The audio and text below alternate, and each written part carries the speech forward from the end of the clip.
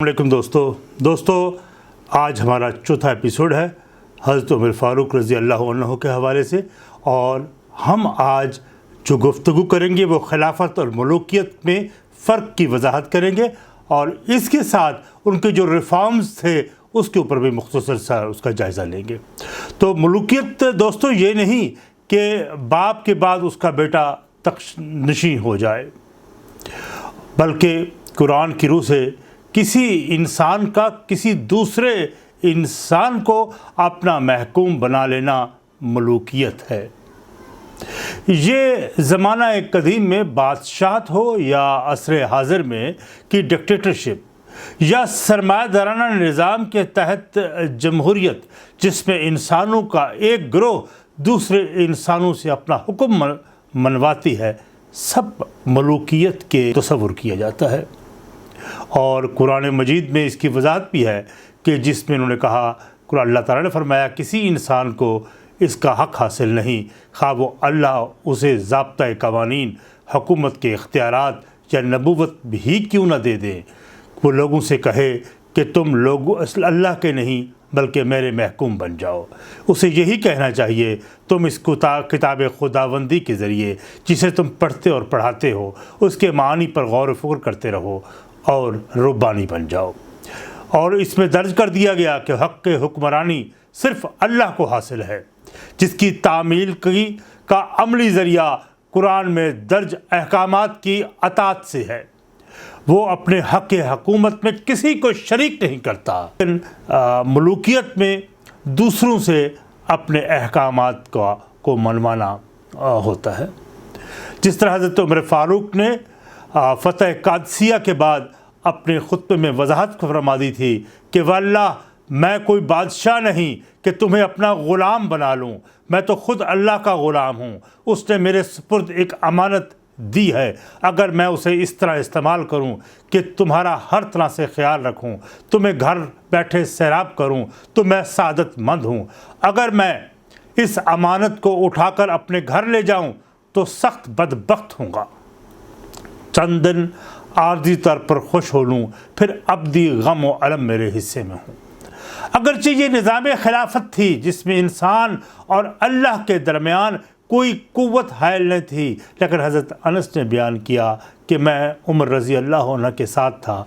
वो एक अहाते में दाखिल हुए, दीवार के पीछे मैंने उन्हें ये कहते सुना, ऐ खुत्ताब के बेटे, ऐ अमीरुल मोमिनीन, सुबहान अल्लाह, खुदा से डरो वरना तुझे ज़रूर सज़ा देगी। उन्होंने अपने किरदार से और अमाल व अफ़ाल और सीरत व किरदार से इस तरह नुमाया कर दिया कि दूसरों के लिए वो एक अजीम मिसाल बन गए। अब हम ज़मीन पर मलकियत के मसले पर हम डिस्कस करते हैं, जिस पर बहुत कम लोग इस पर गुफ्तगू करते हैं, क्योंकि बड़े बड़े जागीरदारों को संत शरीयत अता करने वालों ने शायद इसको ज़रूरी नहीं समझा कि इस मसले पर गुफ्तगू की जाए।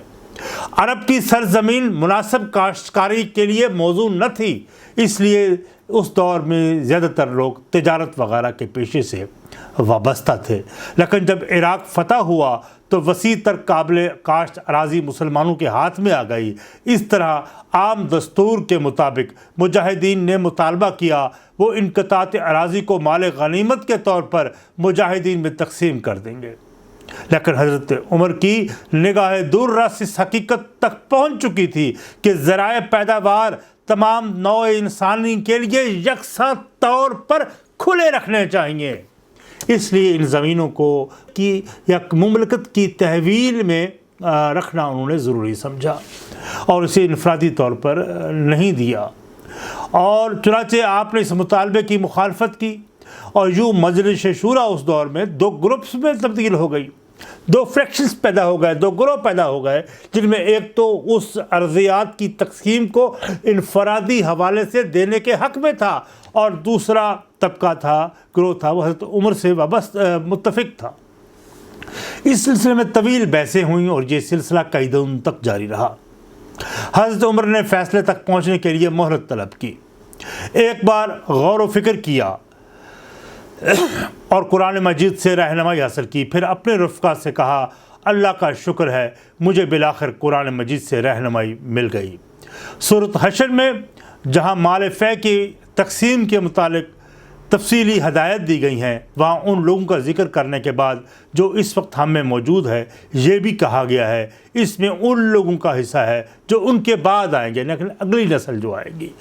اور اب ظاہر ہے اگر ان ارضیات کو افراد کی ذاتی ملکیت میں دے دیا جائے تو آنے والی امت کا حصہ نہیں رہ سکتا۔ یہ اس صورت میں ممکن ہے کہ یہ مملکت کی تحویل میں رہے، ان کی پیداوار سے مملکت موجودہ افراد معاشرہ کے رزق کا انتظام کرے اور یہ سلسلہ پھر آگے چلتا رہے۔ یہاں اللہ نے بعد میں آنے والوں کو بھی مال فے میں قیامت تک کے لیے شریک کر دیا۔ اس کی عملی شکل یہی ہو سکتی تھی کہ ان ارضیات کو ذاتی ملکیت میں ہرگز نہ دیا جائے۔ یہ فیصلہ سن کر صحابہ کرام بہت خوش بھی ہوئے۔ اس مسئلے کو حل کرتے وقت حضرت عمر نے قرآن مجید جو نسخہ کیمیا ہے سے استفادہ کیا، اور وہ یہ سمجھتے تھے کہ انسانی معیشت زمین کو کلیدی حیثیت حاصل ہے۔ اس مسئلے کے حل کے لیے کسی افلاطون کے دماغ کی ضرورت نہیں، نہ ہی کسی ارسطو کے منطق کی حاجت ہے، یعنی زندگی دینے والا، زندگی قائم کرنے والا۔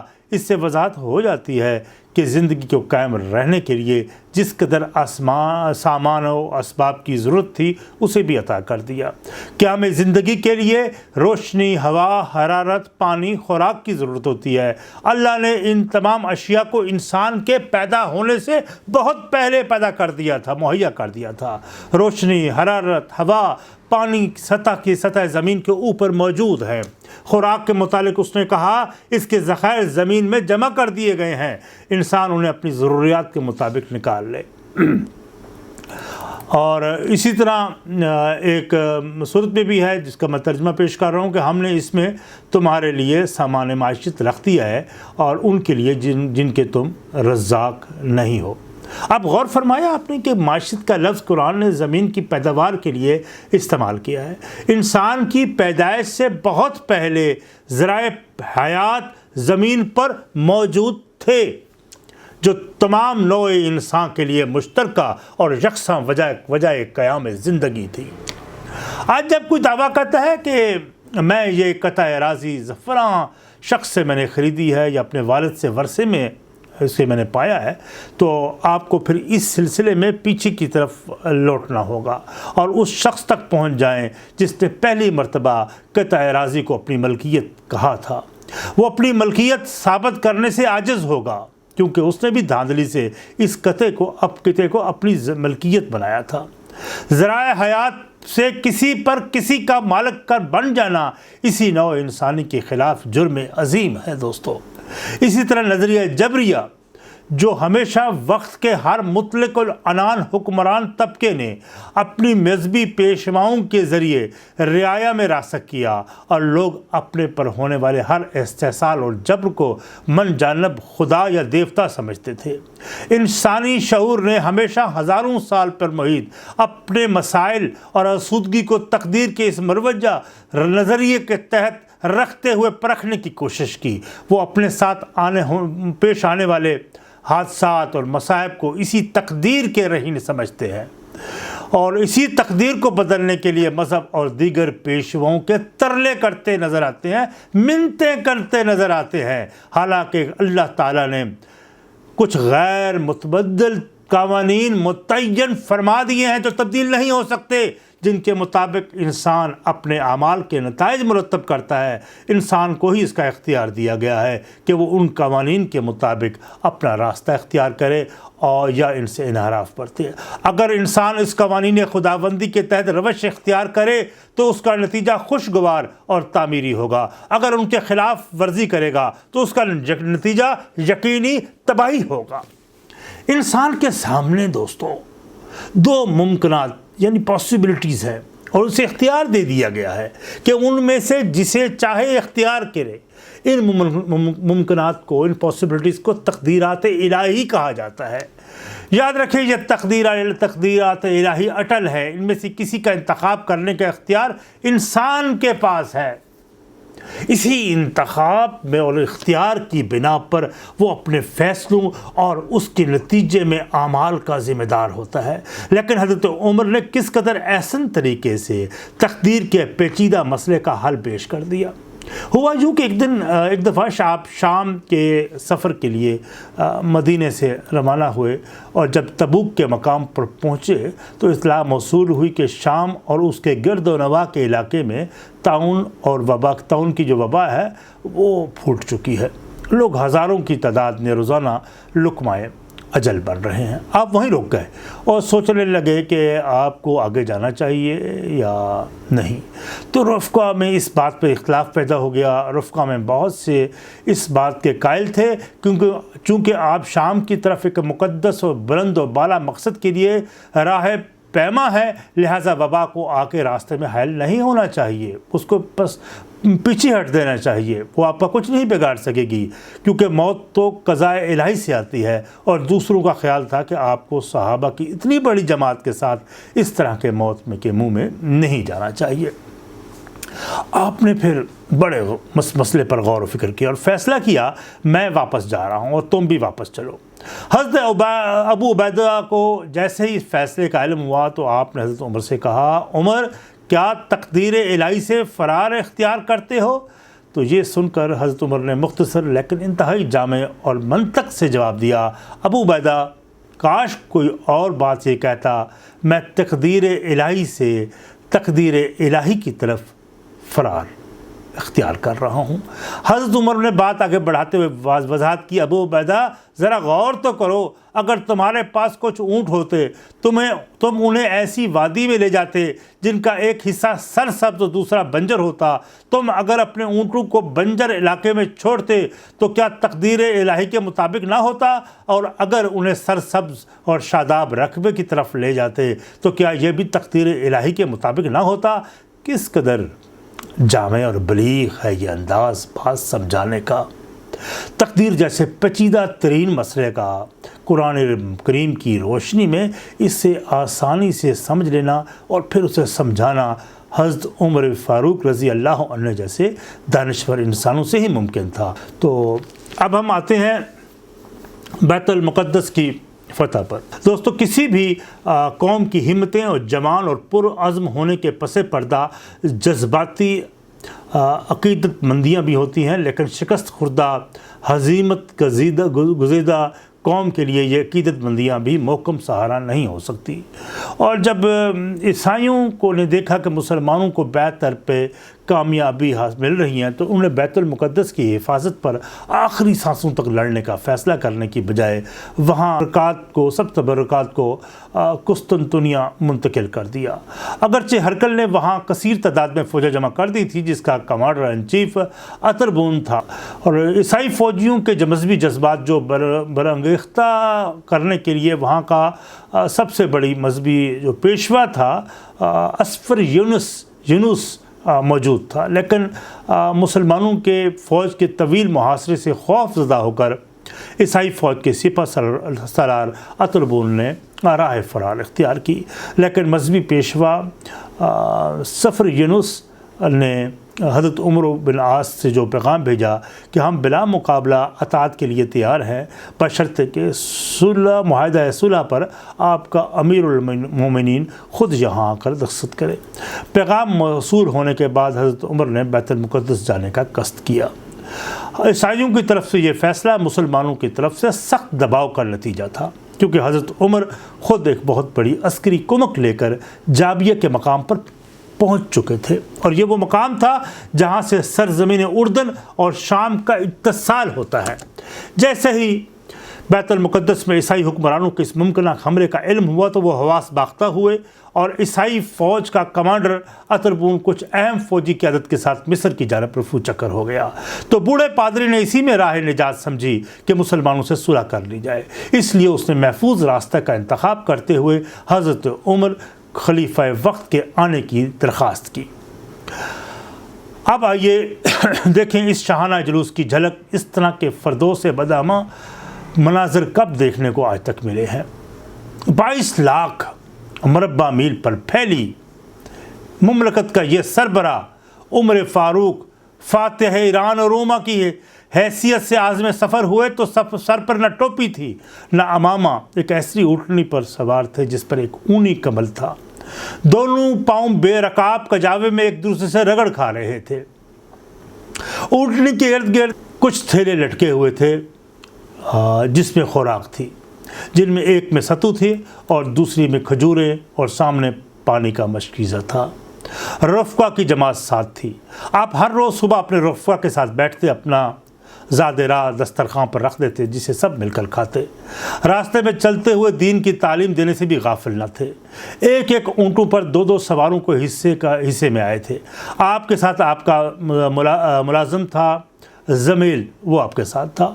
اس نے طے پایا کہ ایک منزل آپ سوار ہوتے تو وہ غلام مہار پکڑ لیتا، دوسری منزل پر وہ ملازم سوار ہوتا۔ بیت المقدس سے کچھ فاصلے پر جب قافلہ پہنچا تو سواروں کا ایک دستہ آن پہنچا جسے حضرت ابو عبیدہ نے آپ کا استقبال کے لیے بھیجا تھا۔ اس وقت کیفیت یہ تھی کہ آپ نمدے کا کرتا پہنے ہوئے تھے جس میں پیوند لگے ہوئے تھے اور ان میں کچھ پیوند چمڑے کے تھے۔ رفقا نے عرض کی کہ آپ ایک نئے ملک میں اجنبی قوم کے ہاں ایک فاتح کی حیثیت سے جا رہے ہیں، بہتر ہوگا آپ اونٹنی کی بجائے اس ترکی گھوڑے پر سوار ہو جائیں، وہ لباس زیب تن کریں جسے حضرت ابو عبیدہ نے آپ کے لیے بھیجا ہے۔ روایت کے مطابق پہلے تو آپ اونٹنی سے اترے، ریشمی کرتا پہنا، ترکی گھوڑے پر سوار ہوئے، لیکن 2-4 قدم چلے ہوں گے تو گھوڑے سے اتر گئے اور اپنے رفقا سے کہا، عزیزان من، تو میری لغزش سے درگزر، اللہ قیامت میں تمہاری لغزش سے درگزر کرے گا۔ جس نخوت و تکبر نے اس وقت میرے دل میں راہ پالی ہے وہ یقیناً تمہارے امیر کو ہلاک کر دے گی۔ اس کے بعد آپ نے دوبارہ وہی پیوند لگے کپڑے پہن لیے، آگے بڑھے تو حضرت ابو عبیدہ، حضرت خالد بن ولید، یزید بن سفیان نے آپ کا استقبال کیا جنہوں نے ریشمی کرتے پہن رکھے تھے۔ ان کو دیکھ کر آپ سخت غصے میں آ گئے اور کہا، تم لوگ اتنی جلدی بدل گئے؟ تم ہی 2 برس میں اس قسم کی تاناسانی اختیار کر لی؟ اگر تمہارا یہی طرز عمل رہا تو خدا کی قسم، خدا تمہاری جگہ کسی دوسری قوم کو لے آئے گا اور تمہاری حکومت اس کو دے گا کہ حریر و اطلس پہننے والی قوموں حکومت کے اہل نہیں ہوتی۔ اس پر سب نے معذرت چاہی، عرض کی، امیر المومنین، ہم نے یہ کرتے اس قوم کی خاطر پہن رکھے ہیں، دیکھ لیجئے ان کے نیچے وہی ہتھیار موجود ہیں۔ یہ دیکھا آپ نے تو آپ کا غصہ ٹھنڈا ہو گیا۔ اب یہ شاہانہ جلوس بیت المقدس میں داخل ہوا تو ان کے استقبال کے لیے اس قوم کا سردار موجود تھا۔ آپ نے اس سے فرمایا، میرا کرتا سفر کی وجہ سے پھٹ گیا ہے، اسے دھو دیجئے اور سی بھی لائیے، اتنی مدت کے لیے مجھے کوئی اور کرتا دے دیجئے۔ اس نے وہ کرتا دھویا اور سیا بھی اور ایک کرتا تیار کر کے پیش کیا اور کسی سے کہا، اسے میری طرف سے قبول کیجئے۔ لیکن آپ نے اپنا کرتا دوبارہ پہنا اور کہا، یہ میرا کرتا جو زیادہ پسینہ جذب کرتا ہے۔ ابھی روانہ ہی ہونے لگے تو پادری نے کہا، آپ شہر میں داخل ہو رہے ہیں، ذرا اچھے کپڑے پہن لیجئے، گھوڑے پر سوار ہو جائیے، اس سے رومیوں کی نگاہ میں آپ کی عظمت بڑھے گی۔ تو آپ نے جواب دیا، خدا نے ہمیں جو عزت دی ہے وہ اسلام سے ہے، ذرا ان اضافی چیزوں سے نہیں، اس لیے اس کی مجھے ضرورت بھی نہیں۔ جی ہاں، یہی وہ سچائی ہے۔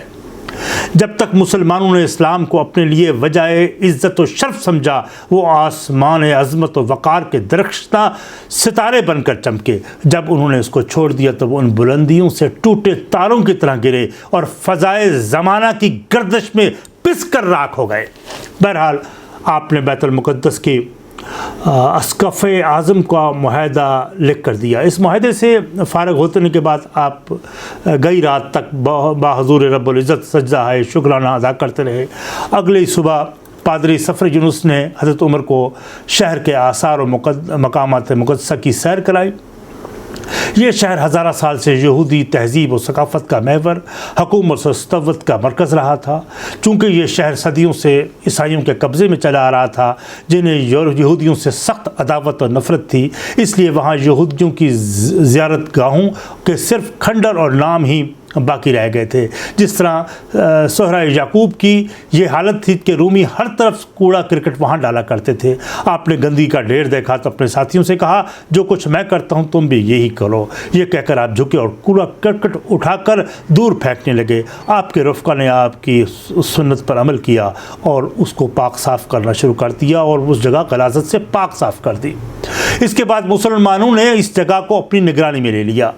سفر یونس کی میت میں وہ کلیسائے قیامت میں تھے کہ نماز کا وقت آ گیا تو پادری نے کہا بے شک آپ وہیں نماز ادا کریں، لیکن آپ نے معذرت چاہی اور کہا اگر آج میں نے یہاں نماز پڑھ لی تو مسلمانوں کے ہاں اس کی روایت پڑ جائے گی، اس طرح عین ممکن ہے تمہارے گرجاؤں کی مسجدیں بنا لیں اور میں ایسا نہیں چاہوں گا۔ اس طرح آپ نے کلیسائے قسطنطین کے دروازے پر نماز ادا نہ کی بلکہ ہیکل سلیمانی کے کھنڈروں کے قریب ایک کھلی جگہ پر نماز پڑھی۔ آپ نے صرف اتنا ہی نہیں کیا بلکہ مزید احتیاط کے لیے ایک عہد نامہ لکھ دیا کہ یہ گرجے ہمیشہ عیسائیوں کی تحویل میں رہیں گے اور مسلمان زائرین میں سے ایک وقت میں صرف ان کے اندر جا سکیں گے۔ فتح بیت المقدس تاریخ اسلام کا ایک عظیم واقعہ ہے جس سے مجاہدین کے دل مسرتوں سے جھوم اٹھے۔ حضرت عمر نے فیصلہ کیا اس کی یاد میں جشن منانا چاہیے۔ حضرت بلال حبشی رسول اللہ کے مؤذن تھے، لیکن رقیق القلب ایسے کہ حضور کی وفات کے بعد انہوں نے کبھی اذان ہی نہ دی تھی۔ وہ بیت المقدس میں حضرت عمر کے ساتھ تھے۔ حضرت عمر نے ان سے کہا بلال آج کا دن تو ایسا یادگار ہے کہ ہمیں جشن مسرت منانا چاہیے۔ حضرت بلال نے جواب دیا ضرور منانا چاہیے۔ پھر آپ نے کہا جشن منانے کی ابتدا آپ کی اذان سے ہوگی۔ حضرت بلال اس کے لیے آمادہ ہو گئے۔ فتح بیت المقدس کا جشن مسرت فلسطین کے ارض مقدس، تاروں کی چھاؤں، نور سحر کی آئینہ پاشی۔ حضرت بلال نے عشق و مستی میں ڈوبی ہوئی آواز سے جو اذان دی تم شمع رسالت کے پروانوں کی نگاہوں کے سامنے وہ جنت بدآماں نظر آئیں گی۔ وہ مناظر نظر آ گیا جب وہ حضور صلی اللہ علیہ وسلم کی امامت میں صفیں باندھ کر نماز ادا کیا کرتے تھے۔ حضرت بلال کی آواز سینوں کو چیر کر دلوں کی انتہائی گہرائیوں میں اترتی چلی گئی۔ رفقائے رسول تڑپ اٹھے اور روتے روتے ان کی ہچکیاں بن گئیں۔ خود حضرت عمر بے تاب ہو گئے۔ حضرت بلال کی ہم نوائی میں ساری وادی اللہ اکبر سے گونج اٹھی۔ جب انہوں نے کہا اشہد ان لا الہ الا اللہ تو دشت و جبل پکار اٹھے، خودی کا سر نہاں لا الہ الا اللہ، خودی ہے تیغ فساں لا الہ الا اللہ۔ اور اقبال نے کیا خوب کہا، وہ سحر جس سے لرزتا ہے شبستان وجود، ہوتی ہے بندہ مومن کی اذان سے بیدار۔ دوستو آج کا ہمارا ایپیسوڈ ختم ہوا۔ ہم نے بیت المقدس تک کے واقعوں کا احاطہ کیا اور کہ بیت المقدس کو کس طرح فتح کیا گیا تھا، اور اس کا کریڈٹ یقیناً ان تمام مجاہدین کو جاتا ہے، عمر فاروق کو اور ان کے تمام رفقا کار کو جاتا ہے جن کی تربیت حضور صلی اللہ علیہ وسلم نے کی تھی۔ اور اس کے ساتھ اس کے بعد ہم ان کی جو انتظامی صلاحیتیں تھیں، جو اگلا ایپیسوڈ ہے وہ اس پر ہم کریں گے، باتیں گفتگو کریں گے۔ جڑے رہیے گا، اپنی آرا سے بھی ضرور نوازیے گا۔ بہت شکریہ، والسلام۔